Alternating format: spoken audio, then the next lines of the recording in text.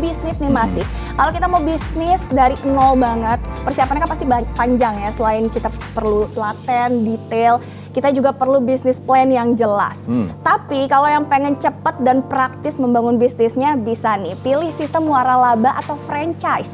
Dijamin jauh lebih mudah deh dijalankannya ya. Betul banget, karena merek, kemudian sistem kerja, karyawan hingga bahan bakunya semuanya sudah disediakan oleh si franchiser.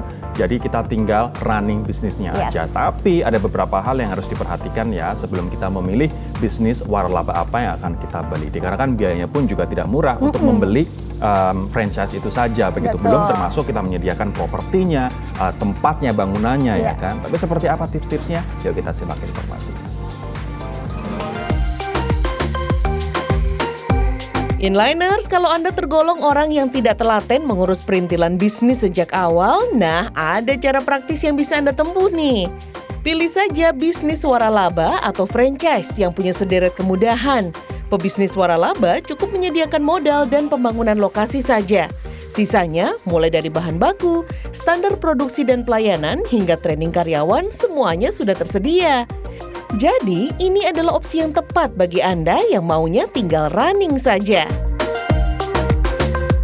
Salah satu pebisnis kuliner waralaba yang sukses adalah Reni Rantika, yang memulai warung ayam pertamanya di Solo tahun 2015 silam. Hanya dalam waktu 6 bulan, bisnisnya sudah berkembang sampai 60 outlet di seluruh Indonesia dengan lebih dari 500 orang karyawan.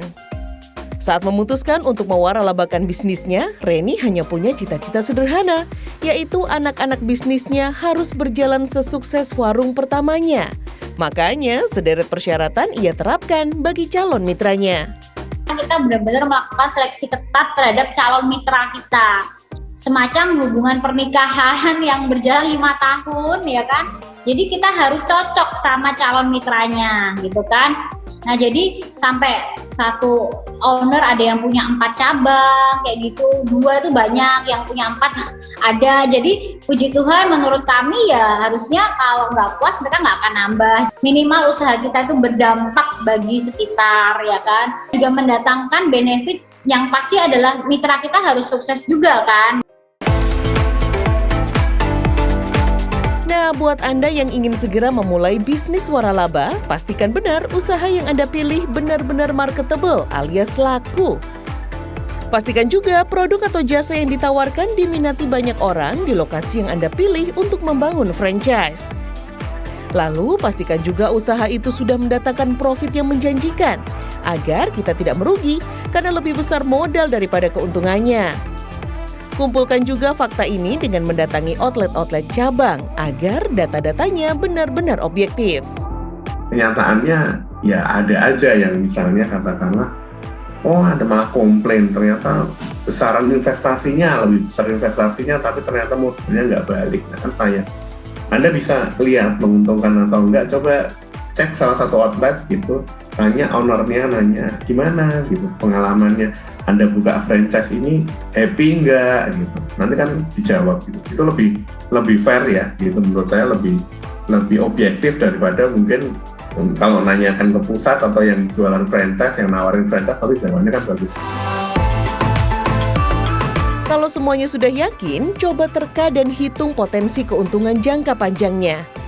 Pilih usaha yang sustainable atau tidak musiman dan cari produk atau jasa yang memang setiap hari dibutuhkan masyarakat. Terakhir, pilih bisnis yang duplicable atau mudah diduplikasikan. Artinya bisnis ini bisa dilakukan siapa saja tanpa butuh keterampilan khusus yang rumit atau butuh waktu panjang untuk dikuasai. Gimana Inliners? Tertarik cara instan bisnis franchise?